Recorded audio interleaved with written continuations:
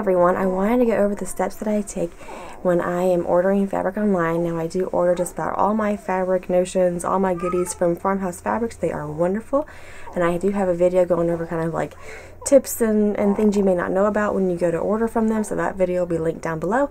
But as far as the steps that I take, what I generally do is I will kind of have an idea of what garment I want to make before I go. So like I've... Where did it stop? Did it stop? Yeah. So, like I was trying to say, I generally have an idea of the garment that I'm going to make before I look for any goodies. There are some exceptions to this. Sometimes like I find a button that I just absolutely am drooling over and I plan an entire outfit over that button or that lace or trim or whatever. But generally speaking, I know what garment I want to make, and I start with the fabric first. And how I know what garment I want to make just depends on like what time of year we are and just that sort of thing. So for example, we've got Easter coming up. If I was going to design like an Easter gown, let's say for Sweet Daisy, I would look through Pinterest. I would look through old, you know, smocking and embroidery, whatever, Instagram, whatever like that. And I very rarely just will straight copy something. I'll get like, quote, inspiration, and I'll just put my own spin on something. So whether that's an embroidery design that I'll put my own spin on, or a technique that I'm trying, you know, that I want to learn or want to, you know, dive more into, I'll center it around that. But I'll get whatever I want to make, like that picture in my mind. Okay, so I know what I'm going for when I look at fabric, and I will take that picture, whether that's a digital one that I found online or that's one through the old magazines. I will just take a snapshot of, you know, on my cell phone and put it in the documents. I've been having these documents for a number of years. I used to have them on Excel, then I went to Publisher with the pictures. Now I'm doing it in Word, but I will have document kind of ongoing. So I make 3 big orders a year: spring, summer, and like a fall/winter combo. And I will have that document going. So like I will try to, you know, be proactive in knowing what garments are coming up in my planning. So I will get all those photos together, and then I will go to Farmhouse. And generally, like I said, I will start with fabric. There are some exceptions, but generally I will start with fabric. So if I were doing like an Easter gown, that to me screams batiste. I love, love, love a good cotton batiste.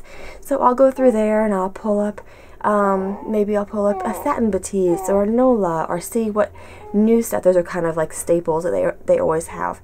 Maybe I'll see what new batiste they have in. They were having like a voile. Last year they got a voile that was new to them, and that's what I made that embroidered, shadowwork embroidered dress for Audrey out of, and that's gorgeous too. Voiles are great for Easter gowns. So I'll just pull up, and my thing is I pull up tabs. So anything that speaks to me, I will just put in a new tab. And so that kind of like, this is an option, this is an option, you know, these are narrow down my choices, if you will. And then I will go through those tabs. I will go through those tabs and narrow it down further to what fabric I want to make the gown out of, or whatever garment I'm making. So after that, I will just add that to the cart. Once I've selected my fabric, I'm not going to worry about the quantity. The default quantity is ½ yard. That's their minimum for most of their fabrics, if not all their fabrics.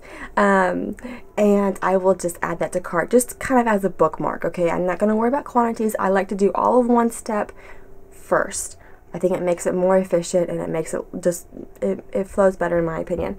So once I pick my fabric, then I will go to other pieces, the littler pieces. It's over. Okay, I'll be out in 1 second. Okay. Okay, so then I'll go to the littler pieces. So things like a Easter gown, that could be, you know, yummy lace. I'll go through the lace and I'll do the same thing. I'll pull up multiples on different tabs to kind of narrow it down. Maybe I like the flower of one, maybe I like the swirls of another, and I'll just pull up any lace that speaks to me, and then I'll go through those tabs and narrow it down. Same thing if I want to do piping. Okay, so now some really wonderful piping, particularly for like Easter or whatever, is their silk charmeuse piping, and I do believe this is a product that they have sent out. I think that they send out they're silk charmeuse and they have it made into piping, but I could be wrong about that.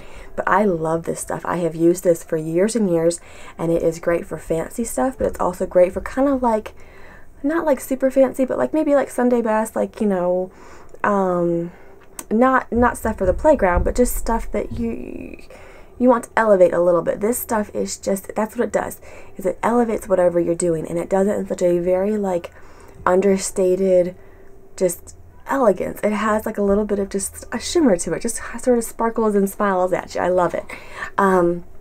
So I can pull up that if I want to add to it, and I will add that to cart. A good rule of thumb for me is with piping at least is 3 yards is generally plenty, and you might have a smidgen extra, but if you do have a smidgen extra, it's generally long enough to like maybe do under a yoke or something like that, so you have enough, like it's not like, you know, 4 inches where you're just an awkward length. It's generally enough that you can put into something else. And then same with buttons. I'll do the same process if I'm looking for, like, I would use mother of pearl generally for Easter. Generally I would use mother of pearl, and they've got a huge selection of buttons, so I would go through, same thing, and open up the tabs and narrow it down to what I like, and then add those buttons to my cart. Now once everything is in your cart, then that's when I go to the quantities. Like I said, a good rule of thumb for piping is 3 yards, so I just know that, and I'll just put the 3 yards in and not worry about it. But when it comes to quantities for fabric or lace or whatever, this is where I go, and I will change from the defaults to what quantity I actually need for the garment. And then once I'm done with all of my garments, so this is how I do each garment. I will do generally my fabric, and then the little bits, the lace, the piping, the, you know, rickrack, the buttons, whatever little bits, the embellishments that you're going to use for that fabric. Once I'm done with all of my garments, I've gone through that process for all of my garments, then I will go to, I try to keep a running list, whether that's just in my mind or a physical list by my sewing machine, of like notions that I run out of. So things that I just want to keep on hand, like interfacing and cording, entredeaux, things like that, you know, certain threads I just like to keep on hand to just have enough of. I will do those things afterwards, maybe a new pattern that I want to get.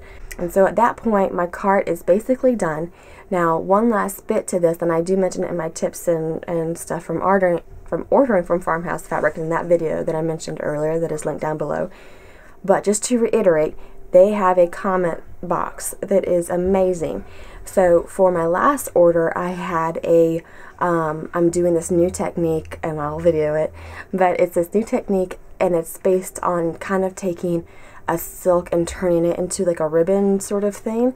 And so what I need for that is I'm going to be top stitching, so I really need a nice match between the thread and that silk. So I wrote in the comment box, like, please match this thread to that silk. I just guessed online.